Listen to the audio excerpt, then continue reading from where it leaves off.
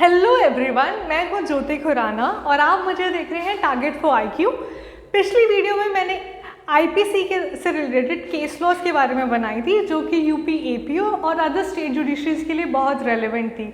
आज मैं लेकर आ रही हूं आपके सामने इंडियन एविडेंस एक्ट से रिलेटेड केस लॉज। तो चलिए जल्दी से शुरू करते हैं बिना टाइम वेस्ट करे। चलिए, पहला केस जो हम लेंगे वो है RM Malkani versus state of Maharashtra. ये यूपी एपीओ 2015 में आ चुका है, जो कि कहता है कि जो टेप रिकॉर्डेड कन्वर्जेशंस होते हैं वो एडमिसिबल हो सकते हैं प्रोवाइडेड कि कन्वर्जेशन आपकी रेलेवेंट हो to the matter in issue and secondly there is an identification of voice. Next हमारा जो केस लॉ है वो 2011 यूपी एपीओ में आ चुका है, जो कि है state of UP versus Deoman Upadhyaya, जो कि रिलेटेड था constitutional validity of section 27 was upheld in this. Section 27 of Indian Evidence Act, it was not in violation of Article 23. Next जो केस लॉ है वो है आपका Ben versus white ribbon and furnace junction, जिसके अंदर हमें ये देखने को मिला कि जो लॉ ऑफ एविडेंस है वो लेक्स फॉरी है विच गवर्न्स द कोर्ट। जैसे हमें पता है कि जो लॉ है वो सब्सटैंटिव और प्रोसीजरल में डिवाइडेड है, उन्हें फर्दर डिवाइड करने से हम देखते हैं कि लेक्स फॉरी और लेक्स लोकाई में उन्हें डिवाइड किया गया है। लेक्स लोकाई जो होता है वो लॉ ऑफ लैंड होता है और लेक्स फॉरी जो होता है वो लॉ ऑफ फोरम होता है। तो हमने इस केस में ये देखा कि जो लॉ ऑफ एविडेंस है वो लेक्स फॉरी है।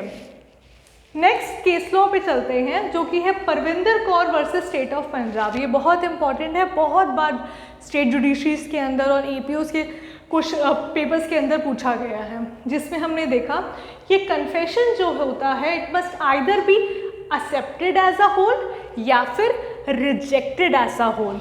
Confession must be either accepted as a whole और rejected as a whole. Next case law जो है वो 2006 में यूपी एपीओ में आया गया है, Sahu versus state of UP, जिसमें हमने देखा confession made to oneself is also admissible. अगला जो केस लॉ है वो है municipal corporation of Delhi versus Jagannath Ashok Kumar, जिसमें हमने देखा कि जो आर्बिट्रेटर्स होते हैं they have to follow the principle of natural justice and they are not bound by the law of evidence. Arbitrators they are suppose to follow the law of equity and natural justice and they are not bound by law of evidence. अगला जो case law है वो है Kashmira Singh versus state of MP.